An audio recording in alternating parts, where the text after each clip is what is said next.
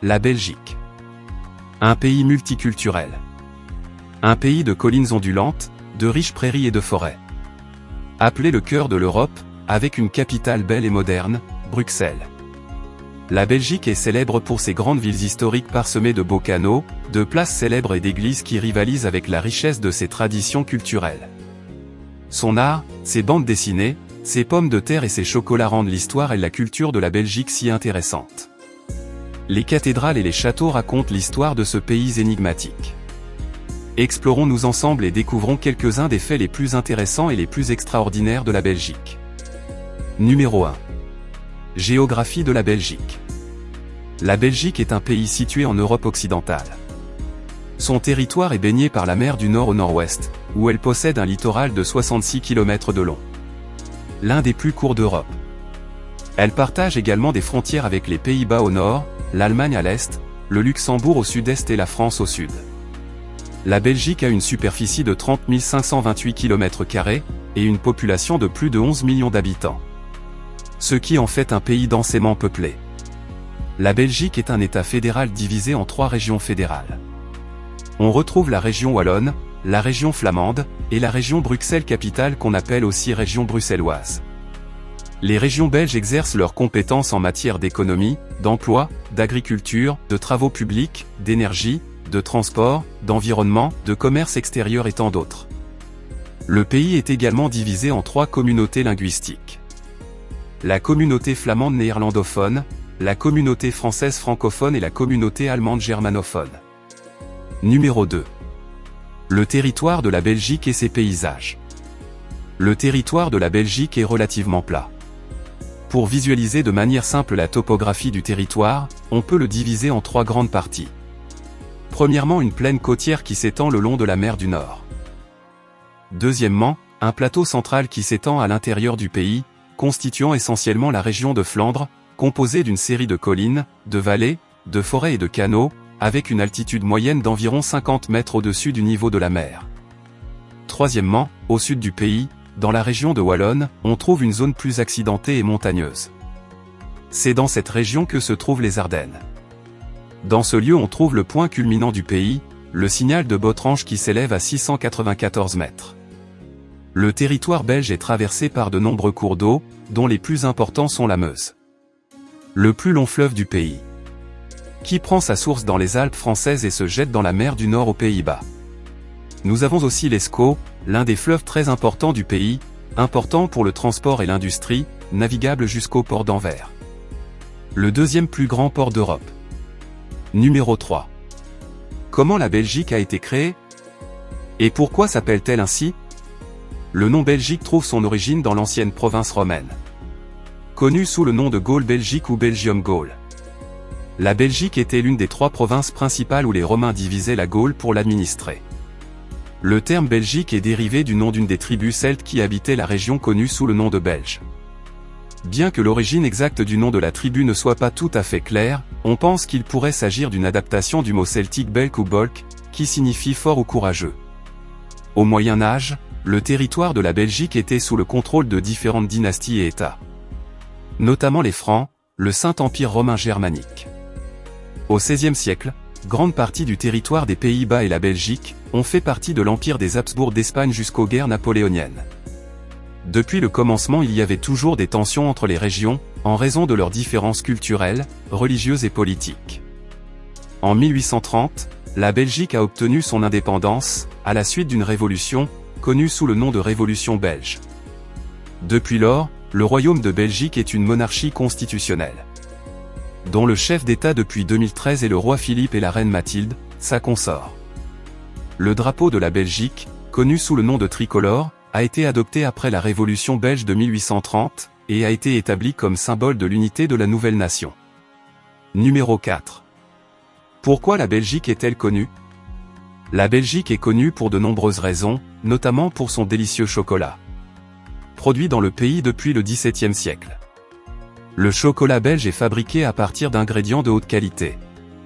Et il y a plus de 2000 producteurs de chocolat, avec des marques telles que Godiva et Léonidas.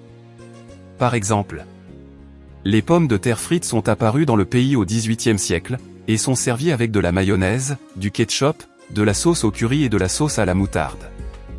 On peut se demander, mais si elles sont originaires de Belgique, pourquoi sont-elles connues internationalement sous le nom papa à la francesa? Ou frites en français? Une explication possible est que les soldats américains les ont goûtées pendant la Première Guerre mondiale, dans la région de Wallonne, une région francophone de Belgique, depuis lors on l'appelait « French fraise » jusqu'à nos jours. Mais les frites sont tellement belges, qu'il existe un musée de la frite dans la ville de Bruges en Belgique, consacré à l'histoire des pommes de terre frites. Il expose également plus de 500 objets liés à leur production. Mais la Belgique n'est pas seulement célèbre pour ses chocolats et ses frites, elle abrite aussi le siège de l'Union européenne, dans le quartier européen de Bruxelles, et à quelques kilomètres de là, on trouve le centre d'opération de l'OTAN. On estime à 50 000 le nombre de personnes qui travaillent dans ces organisations et qui parlent différentes langues, ce qui fait de Bruxelles une ville multiculturelle et cosmopolite. Numéro 5. Bruxelles. Capitale de la Belgique et de l'Union européenne. Centre de la bureaucratie de l'Union européenne. Elle est devenue une métropole prospère et cosmopolite, plaque tournante du commerce, des échanges et de la politique. La ville conserve une échelle intime et humaine. Avec un centre prospère et animé qui possède la plupart des attractions majeures. La vieille ville abrite de nombreux monuments historiques et de beaux exemples d'architecture baroque et gothique. Avec un réseau de rues médiévales, des musées et des architectures de classe mondiale, qui s'articulent autour de la grande place centrale de Bruxelles. Qui est l'une des plus belles places d'Europe, et le cœur géographique de la ville. La place est entourée de bâtiments historiques, qui offrent le plus bel exemple de l'architecture ornementale belge du XVIIe siècle. La place centrale de Bruxelles est l'une des plus belles places d'Europe et le cœur géographique, historique, et commercial de la ville. La ville dispose également de nombreux espaces verts, avec plus de 13 000 hectares de parcs de forêts et de jardins botaniques. Ces espaces verts permettent de se détendre, de faire de l'exercice, de profiter de la nature et d'échapper à l'agitation de la ville. Numéro 6. La ville Bruxelles. La ville Bruxelles est divisée en ville basse et ville haute. Il reflète le relief de son terrain. Il suit le tracé des anciens remparts médiévaux. On trouve de nombreux lieux à explorer. Par exemple, Parc du Cinquantenaire. Construit pour les célébrations du Jubilé. C'est un grand parc public avec des jardins, des musées et des monuments. Comme le charmant Arc de Triomphe du 50e anniversaire, monument néoclassique en pierre calcaire, d'une hauteur de 50 mètres et d'une largeur de 45 mètres. Dans l'ancienne province du Brabant. On trouve la charmante maison où vécut Erasme, l'un des grands humanistes de la Renaissance. À Koekelberg se trouve l'énorme dôme de la basilique nationale du Sacré-Cœur. Laken offre des attractions telles que Atomium, construit en 1957, l'Atomium est à Bruxelles ce que la Tour Eiffel est à Paris. Ce monument a marqué son époque et est devenu le symbole de la capitale belge. On peut dire sans aucun doute l'emblème le plus célèbre de Bruxelles. Conçu par l'ingénieur belge André Waterquin. Elle reflète le nouvel âge de la science et rend hommage à l'importante industrie métallurgique du pays. Numéro 7. L'art en Belgique. Du Moyen-Âge à nos jours, ce pays a été un important centre de créativité et d'innovation artistique en Europe. Dès les XIVe et XVe siècles, les artistes de la région flamande, qui comprend spécialement la ville Gand et d'autres, ont été des importants centres artistiques pendant la période gothique. Et ont accueilli certains des artistes les plus importants de l'époque. Comme Jan van Eyck et d'autres qui ont été les pionniers de l'utilisation de la peinture à l'huile au XVIe et XVIIe siècle. Au cours de la Renaissance et de la période baroque, Anvers a accueilli des artistes tels que Pierre-Paul Rubens, maître du baroque flamand, et Anthony van Dyck, célèbre pour ses peintures énigmatiques et symboliques. Outre l'art pictural, la Belgique est également connue pour son architecture impressionnante. Après la Seconde Guerre mondiale, le pays a acquis la réputation de produire certaines des meilleures bandes dessinées d'Europe et du monde. Cette explosion de la bande dessinée a été menée par ce qui est peut-être la création belge la plus célèbre de l'histoire, Tintin qui avec son chien Milou, a créé les aventures de Tintin, qui ont été traduites dans plus de 70 langues et se sont vendues à plus de 230 millions d'exemplaires dans le monde. Aujourd'hui, le centre de la bande dessinée est situé au cœur de Bruxelles. Un musée consacré exclusivement aux expositions permanentes et temporaires de bande dessinée. Numéro 8. La Flandre. La Flandre, située au nord de la Belgique, forme la région connue sous le nom de Flandre. Une région charmante, fascinante et fière des trésors de son patrimoine historique. La Flandre occidentale s'étend dans un paysage rural tranquille de terres agricoles, de collines plates ou légèrement ondulées, sillonnées de rivières et de canaux. Au nord, les plages de sable s'ouvrent sur la mer du Nord, dans une bande côtière de 66 km de long, dont les plages de sable blanc et doux sont bordées de stations balnéaires animées, avec de larges promenades, des hôtels et des tours. La ville d'Ostende, important port et centre maritime. Une ville avec une longue histoire et une scène artistique et architecturale intéressante. La capitale de la Flandre occidentale a été surnommée la Venise du Nord. Et elle est l'une des destinations les plus populaires de Belgique. C'est une ville médiévale intacte. C'est l'une des villes les plus importantes du pays. Le centre-ville est incroyablement bien préservé, avec des rues sinueuses, pleines d'architecture médiévale et une atmosphère romantique. Les canaux de Bruges, les canaux de la ville et les nombreux musées de la ville, sont des endroits idéaux à visiter. Numéro 9. La vie en Belgique.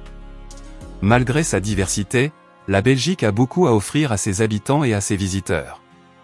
Elle a une histoire riche, une culture dynamique et une économie forte. La vie en Belgique peut être chère, mais elle reste plus abordable que dans de nombreux autres pays européens, où les prix du logement, de la nourriture et des transports sont relativement élevés. Le pays dispose d'un système de santé publique de premier ordre, avec d'excellents soins médicaux, des hôpitaux bien équipés et une qualité de vie élevée. Il se distingue également par l'importance qu'il accorde à la sécurité sociale et au bien-être de ses citoyens, ce qui contribue à un sentiment de sécurité et de stabilité. La Belgique offre un système d'éducation de haute qualité, gratuit, jusqu'à l'âge de 18 ans. La situation centrale de la Belgique en Europe lui permet d'accéder facilement aux autres pays voisins, ce qui fait d'elle le pays le plus chargé d'Europe, l'axe Bruxelles-Anvers, étant le plus encombré du continent. Numéro 10. La Flandre orientale. La beauté et la tranquillité de la campagne deviennent les notes dominantes, avec les douces ondulations des terres agricoles, de magnifiques châteaux et des églises gothiques, parlent avec éloquence du riche patrimoine historique de cette région. Le château d'Ouadonk, près de la ville de Gand, est connu pour son architecture Renaissance et sa situation exceptionnelle sur les rives de la rivière Oudleï. Mais le château qui symbolise le mieux cette région est sans aucun doute le château des Comtes de Flandre, situé dans la ville flamande de Gand, une forteresse médiévale datant du IIe siècle, à la structure imposante, située au centre de la ville et offrant de fantastiques vues panoramiques. Gand est une ville universitaire paisible à l'histoire architecturale étonnante. La ville a pour toile de fond des églises gothiques du XIIIe siècle, dont la cathédrale de Saint-Bavon et la cathédrale Saint-Nicolas. Des maisons du XVIIe siècle et des canaux serpentent à travers ces rues, offrant une perspective unique. Une autre attraction notable est son clocher de 91 mètres de haut. Le Beffroi. Un site du patrimoine mondial. Une tour médiévale qui offre une vue panoramique de la ville depuis son sommet. Numéro 11. Sport en Belgique. La Belgique est une terre de cyclistes connue pour sa longue et fière histoire. Le cyclisme a commencé en France, mais a rapidement gagné la Flandre, faisant de la Belgique l'un des premiers pays à adopter le cyclisme. Il n'est donc pas étonnant que le Tour de France passe par la Belgique avec ses routes cyclables impressionnantes et variées, et les Belges ne sont pas seulement des spectateurs. La Belgique est le pays qui compte le plus grand nombre de victoires au Tour de France, après la France elle-même. Mais le cyclisme n'est pas seulement un sport, c'est aussi un mode de vie. En Belgique, tout le monde presque a son propre vélo et la plupart des trajets de courte distance se font à vélo, plutôt qu'en voiture, ce qui est une excellente chose car, en plus d'être une activité saine, elle est aussi respectueuse de l'environnement. Mais lorsqu'il s'agit de sport, les Belges ne peuvent pas nier leur passion pour le football. Les Diables Rouges, l'équipe nationale belge qui tire son nom de sa tenue rouge, ont une capacité unique à rassembler les gens, quelle que soit leur culture ou leur origine. Forment un lien indéfectible entre les supporters. Numéro 12. Anvers. L'une des provinces les plus importantes de Belgique, sa capitale, la ville d'Anvers, est la deuxième ville du pays et le deuxième port d'Europe. La ville d'Anvers a été fondée sur la rive droite de l'Escaut par les Romains au IVe siècle. Elle est un centre commercial et culturel important depuis des siècles. Anvers est également connu pour sa production de diamants.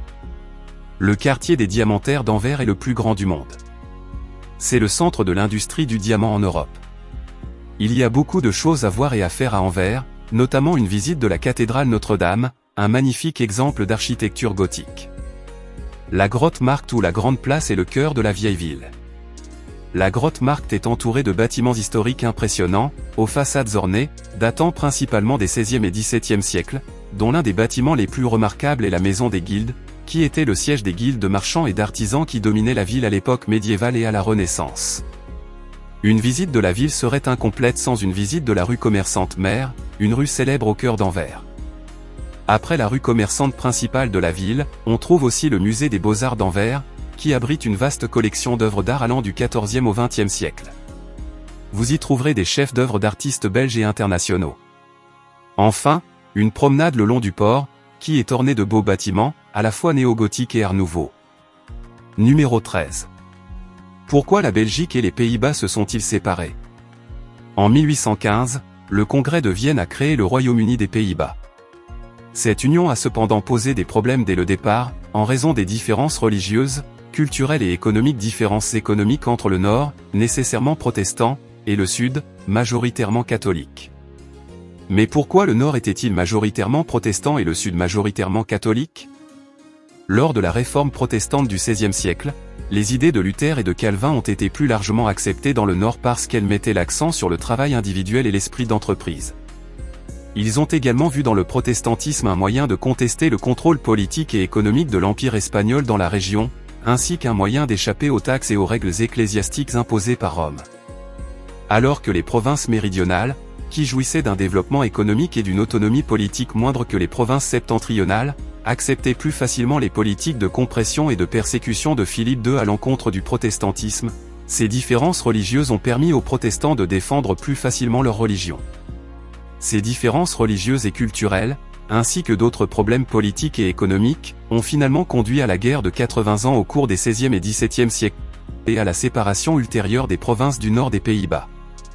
Les Pays-Bas sont unis par la foi protestante. Le Sud est resté sous la domination espagnole, puis autrichienne, et sa foi catholique, jusqu'à l'indépendance de la Belgique en 1830. Numéro 14. Le Brabant flamand. La province du Brabant flamand fait partie de la région de Flandre. Le duché de Brabant a été fondé en 1085 par le comte Henri III de Louvain, et était l'un des États les plus puissants des Pays-Bas. Au Moyen Âge, la ville de Louvain, capitale de l'ancien duché et de l'actuelle province du Brabant flamand, située à environ 30 km au nord-ouest de Bruxelles. Louvain est une ville avec une histoire très riche. Depuis le XVe siècle, la ville abrite l'Université catholique de Louvain, l'une des plus anciennes et des plus prestigieuses universités d'Europe. Louvain est célèbre pour sa belle architecture et son atmosphère charmante. La grotte Markt, ou Grande Place est l'un des points de repère les plus importants, avec des bâtiments historiques impressionnants, comme l'hôtel de ville de Louvain, ou l'église Saint-Pierre toute proche. À l'est de la province du Brabant flamand se trouve la province du Limbourg, avec ses rues pavées, ses places pittoresques et ses bâtiments historiques.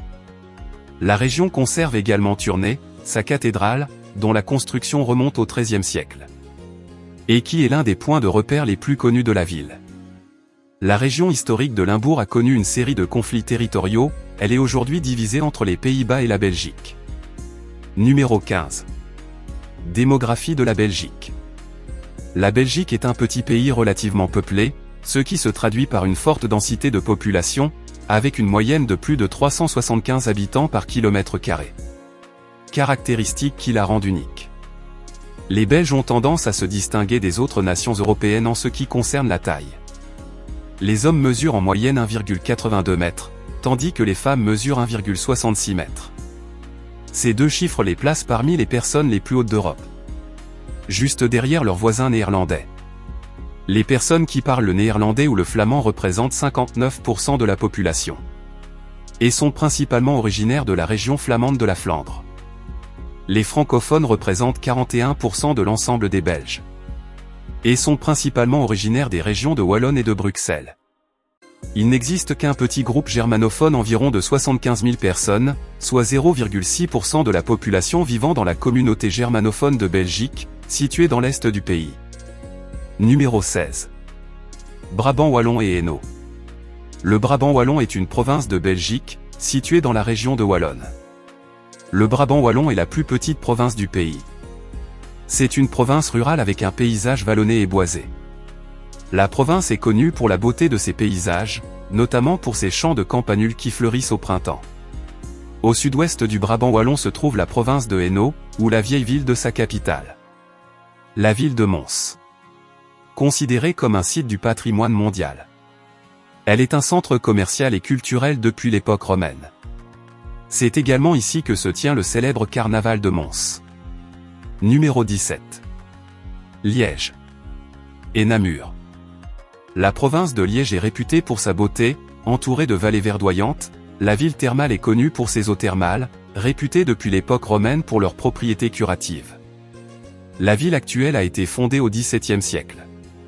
Elle est rapidement devenue une destination populaire pour l'aristocratie européenne. Le mot spa est une contraction du mot latin « saluper aquam », qui signifie santé par l'eau. Utilisé depuis l'époque romaine. Aujourd'hui, le terme spa est utilisé pour désigner tout établissement proposant des soins de santé et de beauté. La ville de Liège est une ville touristique populaire, connue pour ses sources d'eau chaude, ses spas, son casino et son circuit automobile. Au sud-ouest de Liège se trouve la province de Namur, dont la capitale, Namur City, est un site du patrimoine historique et culturel. Située à quelques kilomètres seulement de la ville de Namur. La vieille ville de Dinan regorge de bâtiments historiques, dont la cathédrale Notre-Dame, l'hôtel de ville et le beffroi de la ville.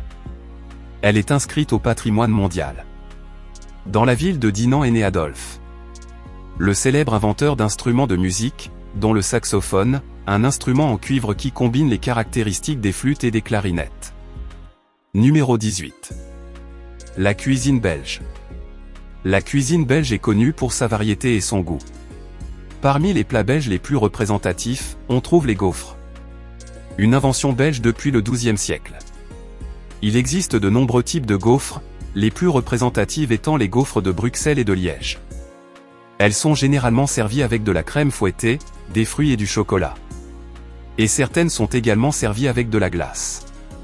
Si nous commençons à parler des desserts, nous devons également mentionner la meringue au chocolat belge. La meringue au chocolat belge est un dessert belge traditionnel à base de meringue et de chocolat. Mais outre les desserts, certains des plats les plus représentatifs de la Belgique sont les moules frites. L'un des plats les plus populaires en Belgique, que l'on trouve dans presque tous les restaurants du pays. Nous avons aussi la carbonade flamande, le fricandel. Une saucisse frite à base de porc ou de veau, dans le four. Elle est souvent servie sur un petit pain avec de la mayonnaise et du ketchup, entre autres. Numéro 19. Le Luxembourg fait historiquement partie du duché de Luxembourg. Formé au Xe siècle, et est devenu un État membre de l'Union européenne. Cependant, au XIXe siècle, la région s'est scindée en 3 entités principales. Le Grand-Duché de Luxembourg, ou l'actuel pays de Luxembourg, la province de Luxembourg en Belgique et les territoires de Luxembourg. Cette région de Belgique est surtout connue pour sa partie ardennaise dans l'est de la Wallonie, une zone montagneuse spectaculaire composée de terres agricoles et de forêts, qui s'étend le long de la frontière avec la France et la Belgique. C'est une région riche en nature, en faune et en flore. De puissantes rivières, des lacs et des parcs naturels. La région est idéale pour pratiquer des sports tels que la randonnée et le cyclisme. Numéro 20. De tous les pays du monde, c'est la Belgique qui propose le plus grand nombre de variétés de bières. La Belgique n'est pas seulement un paradis pour les amateurs de chocolat, mais aussi pour les amateurs de bière. Il existe actuellement plus de 1200 variétés de bière en Belgique, soit plus que dans n'importe quel autre pays du monde. La tradition brassicole belge remonte au début du Moyen Âge. Son origine est d'ailleurs très curieuse. Laissez-nous vos commentaires. N'oubliez pas de vous abonner à notre chaîne, si ce n'est pas déjà fait. Et donnez un like à cette vidéo, on se retrouve dans notre prochaine exploration des merveilles autour de notre planète.